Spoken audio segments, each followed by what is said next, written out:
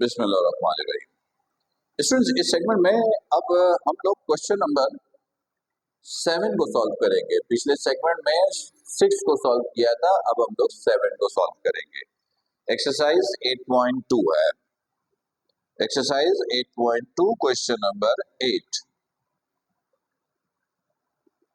Question number 7 में कहता है find the equations of the circum circle of the triangle. एक सर्कम सर्कल है। सर्कम सर्कल ऐसे सर्कल को कहते हैं जो कि ट्राइंगल के वर्टिसेस को टच करके फॉर्म होती हैं। यानी इनसाइड द सर्कल एक ट्राइंगल फॉर्म होता है और ट्राइंगल के जो वर्टिसेस होते हैं वो सर्कल के भी पॉइंट्स हैं। इस सर्कल को कहते हैं सर्कम सर्कल। तो सर्कम सर्कल की इक्वेशन चाहिए। इक्वेशन ऑफ सर्कम सर्कल ये आपको मालूम करनी है। सर्कम सर्कल ये आपको फाइंड आउट करनी है।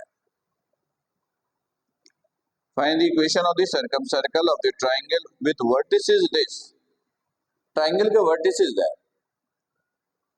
ट्राइंगल के वर्टिसेस गिवन है, तो जो वर्टिसेस है वो सर्कल की इक्वेशन भी है।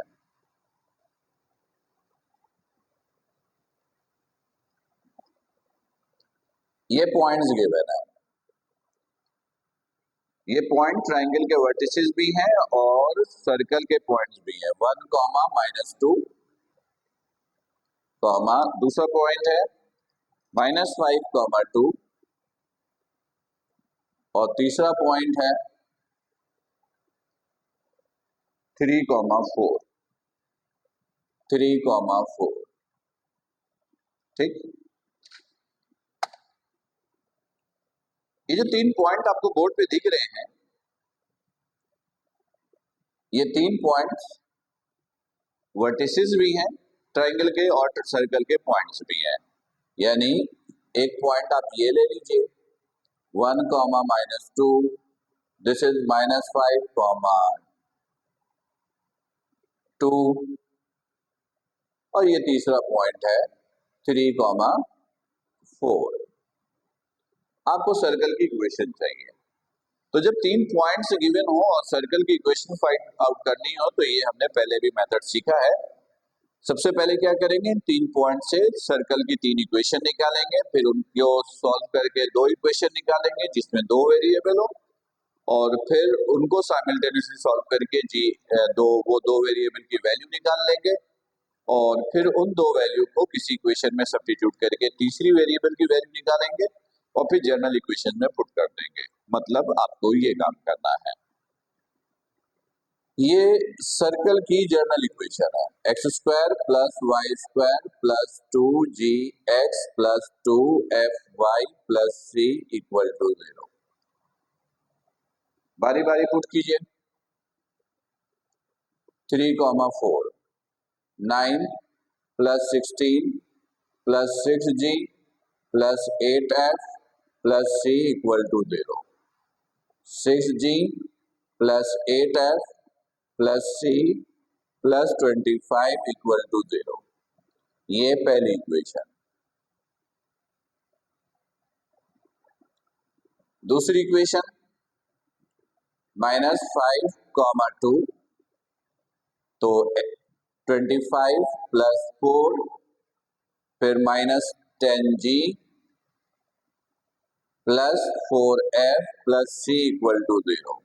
ये एक्स वाई की वैल्यू यहाँ एक्स वाई की जगह पुट किया, सॉल्व किया, ये आया -10g + 4f + c और ये हो गया 29 = 0। This is equation number 2। अब तीसरी इक्वेशन निकाल लीजिए तीसरे पॉइंट से। ये और ये यूज कर लिया हमने 3, 4 -5, 2। अब ये यूज कर रहे हैं -+1 +1, -2 1, -2 1, -2 अब ये यूज कर रहे हैं। x² 1 का square 1, y² 4 plus 2g minus 4f plus j equal to 0। 2g minus 4f plus c 4 plus 1 5 equal to 0। This is equation number 3। अब इन तीन इक्वेशन की मदद से दो इक्वेशन ऑब्टेन कीजिए जिसमें दो वेरिएबल हो। सिंपल तरीका, इक्वेशन 1 2 को सब्ट्रैक्ट कीजिए, फिर इक्वेशन 2 3 को सब्ट्रैक्ट कीजिए। Subtract equation 1 and 2। Subtract equations 1 and 2। 6g plus 8f plus c plus 25 equal to 0, minus 10g plus 4f plus c plus 29 equal to 0। Sign change कर दिया क्योंकि सब्ट्रैक्ट कर रहे हैं, ये कैंसिल, ये हो गया 16g, ये हो गया प्लस 4f, ये हो गया माइनस 4 इक्वल टू 0। सही सही, राइट। 4 इसमें से कॉमन, तो ये रह गया 4g plus f minus 1 equal to 0। 4 common निकाला, इधर आके 0। ये इक्वेशन नंबर 4 जिसमें g और f दो वेरिएबल है। अब इक्वेशन 2 और 3 को सब्ट्रैक्ट कीजिए। Subtract equation 2 and 3। ये 2 है, minus 10g plus 4f plus c plus 29 equal to 0, और ये है 2g minus 4f plus c plus 5 equal to 0। Subtract किया, साइन चेंज किया, ये हो गया माइनस 12g प्लस 8f, ये कैंसिल, और ये हो गया माइनस का 24। Again minus 4 common, 3g minus 2f plus 6 equal to 0। जब माइनस कॉमन लेते हैं तो साइन चेंज हो जाता है, माइनस 4 इधर आके 0, तो ये हो गया 3g minus 2f plus 6 equal to 0। This is equation number 5। दो इक्वेशन आ गई जिसमें दो वेरिएबल है, gf gf। अब इन दोनों को साइमल्टेनियसली सॉल्व करेंगे और gf की वैल्यू निकाल लेंगे। कैसे? किसी एक इक्वेशन से एक टर्म की वैल्यू निकालकर दूसरे में सब्स्टिट्यूट कर दीजिए। यानी ये फ्रॉम इक्वेशन 4, तो f is equal to 1 minus 4g, 1 minus का इधर प्लस 4g प्लस इधर आकर माइनस, और इसको पुट कर दिया, पुट इन इक्वेशन 5 में पुट कर दिया। 3g minus 2f plus 6 equal to 0। तो 3g minus 2 plus 8g plus 6 equal to 0। 3g 8g 11g plus 4 equal to 0। g is equal to minus 4 over 11। सही। g की value को आप put कर दीजिए इक्वेशन 4 में या 5 में, f आ जाएगा, या इसमें पुट कर दीजिए, पुट इन, इसके अंदर पुट कर देते हैं। f is equal to 1 minus 4g, g की जगह minus 4 over 11। f is equal to 1 minus minus plus 16 over 11। इसको सॉल्व किया तो 16 11 27 ओवर 11, ये f की वैल्यू है। ठीक, g f की वैल्यू को पुट कर दीजिए इक्वेशन 1 में, 2 में या 3 में, तो क्या निकल आएगा? c निकल आएगा। तो किसी एक में पुट कर देते हैं, 3 में ही पुट कर देते हैं। Put in equation 3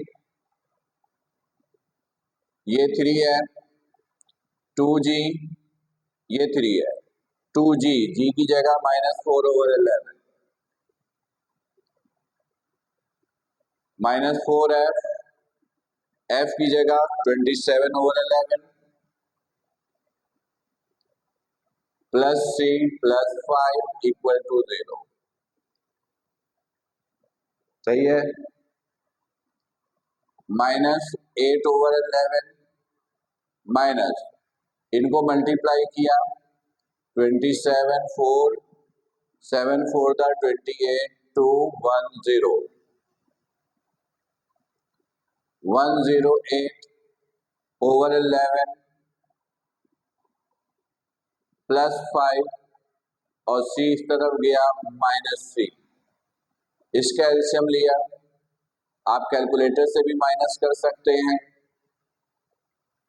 +55। इसको सॉल्व करेंगे तो ये हो जाएगा 45 53 -61 -61/11। ये है c की वैल्यू।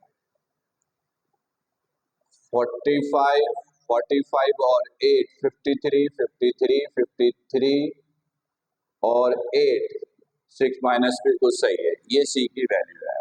इस वक्त मेरे पास कैलकुलेटर नहीं है, इसलिए मैंने मैनुअली किया है। आपके पास कैलकुलेटर हो तो आप कैलकुलेटर की मदद से सॉल्व कर सकते हैं।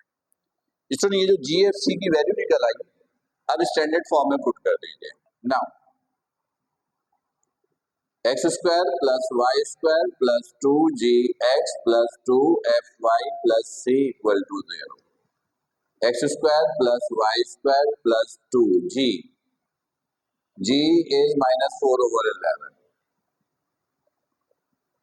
x plus 2f 27/11,